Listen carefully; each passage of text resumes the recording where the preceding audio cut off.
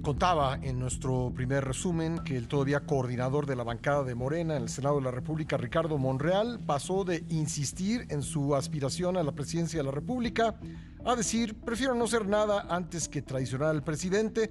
Esto al descartarse como abanderado de la oposición en caso de no resultar favorecido por la candidatura presidencial de su partido. Algo sucedió, y creo que no es que sea yo muy perspicaz, pero algo sucedió, porque en la última entrevista que tuvimos aquí con él, poco antes de esta sesión nocturna del Senado en la casona de Jicotencatl, nos decía Ricardo Monreal: no, nada de esto se va a aprobar en fast track, todo va a seguir la ruta de las comisiones. Y bueno, en unas cuantas horas, pues las declaraciones de Ricardo Monreal cambiaron drásticamente. Y bueno, para tratar de entender lo que ahí ha sucedido, pues nada mejor que hablar con nuestra compañera Leticia Robles de la Rosa. Leti, ¿cómo estás? ¿Qué tal, Pascal? Muy buenos días a toda tu audiencia. Pues sí, efectivamente, el día de ayer, Ricardo Monreal pues sale y comenta que si bien se va a mantener en el proceso de elección del candidato a la presidencia de la República por parte de Morena, lo cierto es que él pues está dispuesto a levantarle la mano a cualquiera de sus tres compañeros que salga triunfador, que en este caso serían o Claudia Sheinbaum o Adán Augusto López o Marcelo Ebrard. Él está dispuesto a levantarles la mano y después dejó muy en claro que de ninguna manera va a traicionar al movimiento, porque no va a traicionar al presidente de la República, y de esa manera, bueno,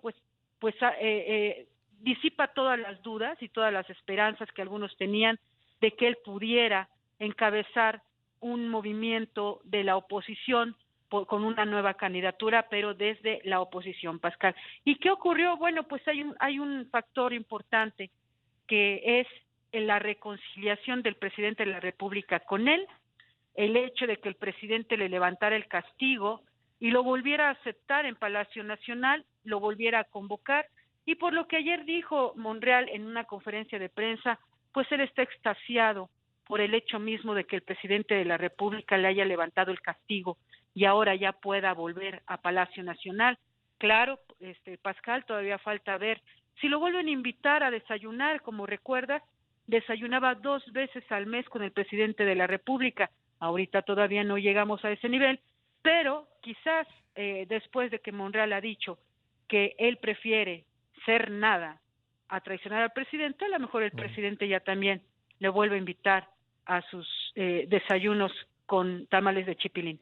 Es claro que bueno, no sé si usar la palabra reconciliación. Es claro que volvió a ser invitado y volvió a ser tomado en cuenta, y lo sentaron ahí en primera fila o en la mesa de honor en Palacio Nacional junto con las otras corcholatas. Pero lo que yo me pregunto es: ¿por qué se dio esto? ¿Cómo ocurrió? ¿Qué fue lo que lo propició, digamos? Pascal, pues mira, esta es una decisión que evidentemente es personal del presidente de la República, que se da horas después de que él se reincorpora de días que estuvo fuera por el COVID que le dio, y por todo esto que él informó que le había dado un válido. Pues se reincorporó y lo primero que hizo fue convocar a los senadores junto con Ricardo Monreal, porque ya los había convocado antes, pero no convocaba a Monreal. Entonces, esta vez, y es una decisión muy personal del presidente de la República, del por qué vuelve a llamarle a Monreal. Ahora, en el contexto en el que se da, Pascal, más allá de las reformas que se aprobaron, pues veníamos de un fenómeno que era inédito en el Senado. El coordinador de Morena, o sea, Ricardo Monreal, había acordado algo con la oposición y ninguno de sus compañeros votó con él. ¿Y eso qué significa? Que lo dejaron solo. Y Monreal dijo muy claro: es que esto ocurre porque ya los senadores están respondiendo a sus intereses de sus grupos que están decantándose por una corcholata. Y aquí te detengo para hacerte una pregunta, que también a lo mejor es de difícil respuesta, porque como tú dices, son cuestiones que solamente quienes las deciden nos pueden responder. Pero digamos, hay dos hipótesis de lo que pasó en esa votación a la que tú te refieres. Uno, Monreal estaba convencido de que iba a sacar adelante este acuerdo con la oposición, y sus compañeros lo dejaron colgado. Y dos, Monreal ya sabía lo que iba a pasar y decidió engañar a los coordinadores de oposición. ¿Cuál de estas dos premisas te parece más posible? La segunda, Pascal, en la que Monreal ya sabía, y mira, lo confesó él mismo. Hace unos días sacó un video donde él dice que desde el miércoles sabían que se iba a tomar la tribuna. La tribuna se tomó el jueves, cuando se hizo la votación. Entonces él ya sabía que sus compañeros le habían dicho que no, Pascal. Sí. Pero él aún así se aventó y dijo, no, sí, lo vamos a sacar. Que ya después dijo que no, que el compromiso era votarlos. Pero no es cierto, el compromiso era elegirlos. Él mismo lo había dicho. Entonces él ya sabía que iban a votar en contra. Pero el asunto es este, Pascal. Lo haya sabido el miércoles, el martes o el mismo jueves, lo cierto es que lo dejaron solo. Lo cierto es que no lo respaldaron en su idea. ¿Sí? O sea, públicamente él aparece como que lo dejaron solo con este planteamiento. Por supuesto. No, y realmente lo dejaron solo, Pascal, y él mismo se queja y dice, mi liderazgo está socavado.